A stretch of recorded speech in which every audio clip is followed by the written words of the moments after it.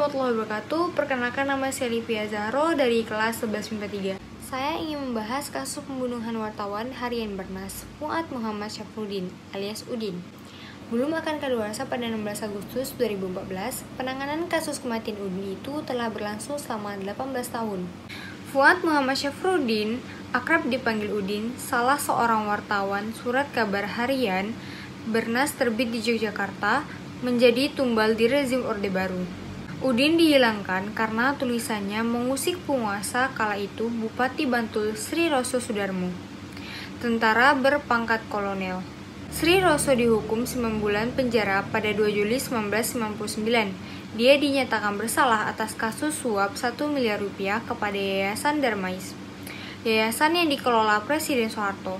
Uang itu dijanjikannya sebagai imbalan bila diangkat kembali sebagai Bupati Bantul 1996-2001. Pernyataan itu dituangkan dalam surat bersegel dikirim ke yayasan ditandatangani oleh Ernunto Suito yang tak lain adalah adik Soeharto. Beberapa tulisan Udin mengkritisi kekuasaan Orde Baru dan militer. Pernyataan itu dituangkan dalam surat bersegel dikirim ke yayasan ditandatangani oleh Ernunto Suito yang tak lain adalah adik Soeharto. Beberapa tulisan Udin mengkritisi kekuasaan Orde Baru dan militer. Pria kelahiran Bantul 18 Februari 1964 ini meninggal pada 16 Agustus 1996 pukul 16.50 waktu Indonesia Barat, usai dianiaya oleh orang tak dikenal di sekitar rumahnya di Dusun Gelangan Samalo, Jalan Parang Kritis, kilometer 13, Yogyakarta. Dengan sebatang besi yang dipukulkan ke kepalanya, Udin sempat mendapatkan perawatan di Rumah Sakit Bethesda. Setelah sempat koma karena gegar otak, akhirnya Udin menghembuskan nafas terakhir di rumah sakit tersebut. Kasus Udin menjadi ramai ketika Kanit Reserse Umum Polres Bantul Edi Wuryanto yang saat itu berpangkat sersan kepala di Yogyakarta dilaporkan telah membuat barang bukti, yakni melarung sampel darah dan juga mengambil buku catatan Udin dengan dalih melakukan penyelidikan dan penyidikan. Edi kemudian hanya dimutasi dari Mapolres Bantul, Yogyakarta ke Mabes Polri. Ada pihak-pihak tertentu berupaya mengalihkan kasus kematian Udin ini. Tri Sumaryani, seorang perempuan, mengaku ditawari sejumlah uang sebagai imbalan jika mau membuat pengakuan bahwa Udin melakukan hubungan gelap dengannya. Kemudian dibunuh oleh suaminya dengan alasan telah terjadinya perselingkuhan.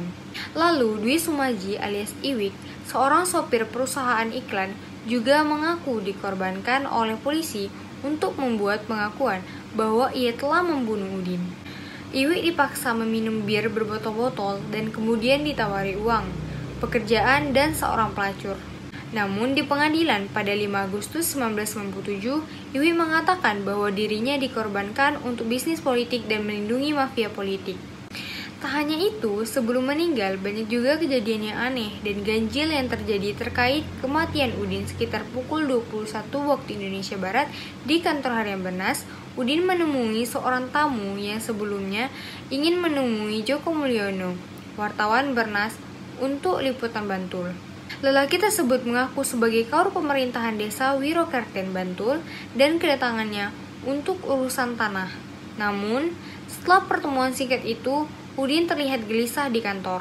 Pukul 21.30 waktu Indonesia Barat, selesai menulis berita, Udin bergegas pulang ke Bantul dengan Honda Tiger 2000 warna merah hati.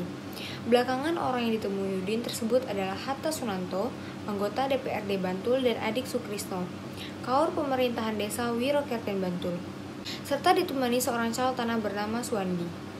Salah satu tetangga Udin yang berada di warung bakmi, yakni Nyi Ponikem, sering melihat beberapa laki-laki yang dicurigai mendatangi rumah Udin. Hingga akhirnya malam tragedi meninggalnya Udin pun terjadi.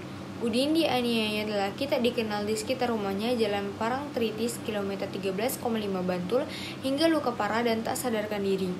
Udin lalu dilarikan ke Rumah Sakit Umum Jebugan Bantul. Karena tak mampu, Udin terus dilarikan ke Rumah Sakit Bethesda, Yogyakarta. Kemudian Rabu 14 Agustus 1996 sekitar pukul 8 waktu Indonesia Barat di Rumah Sakit Bethesda, Yogyakarta, Udin menjalani operasi karena terjadi pendarahan hebat di kepalanya akibat penganiayaan hebat yang dialami Udin malam sebelumnya. Hingga akhirnya, tim medis Rumah Sakit Bethesda Yogyakarta pada Jumat 16 Agustus pukul 16.58 waktu Indonesia Barat menyatakan Udin meninggal dunia setelah 3 hari berjuang melawan maut tanpa pernah sadarkan diri. Malamnya, sekitar pukul 23.30 waktu Indonesia Barat, jenazah Udin disemayamkan sebentar di kantor harian Bernas untuk mendapatkan penghormatan terakhir dari rekan-rekannya. Jenazah Udin dilepas dan dimakamkan di tempat pemakaman umum Tri Renggo Bantul tepat pada tanggal 17 Agustus saat bangsa Indonesia merayakan peringatan hari ulang tahun ke-51 kemerdekaan Republik Indonesia. Holik menjelaskan, pasal 78 ayat 1 angka 4 KUHP memang menyatakan kasus pembunuhan termasuk perkara yang masa kadaluarsanya 18 tahun. Namun, Holik melanjutkan, pada pasal 79 KUHP hanya ada penjelasan masa kadaluarsa itu terhitung sejak kejadian, tidak mencantumkan keterangan penghitungan kadaluarsa ketika proses penanganan kasus sudah berjalan. Beberapa pejabat diantaranya Sri Sultan Hamengkubuwono, Pangdam Diponegoro, Kapolda Jawa Tengah, dan sejumlah pejabat pemerintahan meminta agar kasus Udin diusut tuntas. Siapapun terlibat dalam kasus harus diproses secara hukum. Namun, apa yang terjadi? Upaya pengaburan kasus pembunuhan Udin pun oleh berbagai pihak terjadi. Sekitar pukul 20 waktu Indonesia Barat, tepatnya pada tanggal 19 Agustus 1996, Serma Edi Wuryanto ditemani 2 anggota Polres Bantul berangkat dari Mapolres Bantul ke kediaman orang tua Udin di Gedongan Tri Renggo Bantul. Mereka bermaksud meminjam sisa darah operasi Udin yang tidak jadi ikut dikubur bersama jenazah Udin. Serma Edi Wuryanto mengatakan darah itu akan dipakai untuk kepentingan pengusutan dengan cara supranatural. Siang sebelumnya, di tengah-tengah pawai pembangunan dalam rangka peringatan Hari Ulang Tahun ke-51 Kemerdekaan Republik Indonesia di Kabupaten Bantul, sejumlah warga Bantul turut menggelar pawai duka cita sambil menggelar spanduk dan mengarak foto Udin.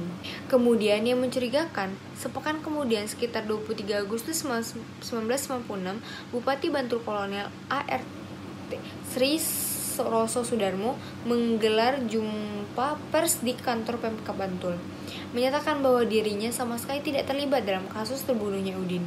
Selain itu, Kapolres Bantul saat itu Letkol Pol Ade Subardan mengatakan tidak ada dalam kasus Udin meski tersangka belum tertangkap. Kapolres Bantul juga sesumbar akan menangkap pelaku pembunuh Udin dalam waktu 3 hari usai konferensi pers berlangsung sambil mengatakan biar Bupati Bantul tidur nyenyak. Pada 26 Agustus 1996, sekitar pukul 9 waktu Indonesia Barat, tempat kejadian perkara di rumah Udin baru diberi polis lain setelah 13 hari usai kejadian pembunuhan Udin berlalu. Kemudian, Kepala Staf Sosial Politik ABRI Legend TNI Syarwan Hamid saat itu di Jakarta menegaskan oknum ABRI yang terlibat dalam kasus Udin akan ditindak tegas. Namun, anehnya, usai pernyataan Syarwan Hamid muncul sekitar pukul 10.30 waktu Indonesia Barat, polis lain di TKP rumah Udin dicopot kembali oleh polisi. Sehingga polis lain ini yang dipasang hanya selama 25 jam usai dipasang untuk kepentingan penyidikan. Kapolda Jawa Tengah Majen Volharimas AS pada 2 September 1996 menyatakan pihak kepolisian sudah memiliki identitas lengkap pelaku kasus pembunuhan Udin. Disusul sehari kemudian, mantan Mendagri Jenderal TNI Rudini mengatakan sebaiknya Gubernur Daerah Istimewa Yogyakarta Sri Sultan Hamengkubuwono memanggil dan meminta keterangan Bupati Bantul Sri Roso Sudarmo. Kasus kematian Udin yang disebut-sebut menjadi tumbal kepentingan politik dan tentara itu sampai saat ini tidak pernah terkuak. Carut-marut lembaga hukum yang telah dipimpin oleh 16 Kapolda di Yogyakarta tak mampu memecahkan kasus terbunuhnya pekerja pers itu. Bahkan, lembaga peradilan sampai saat ini tak mampu menjadikan kasus terbunuhnya Udin menjadi terang benderang.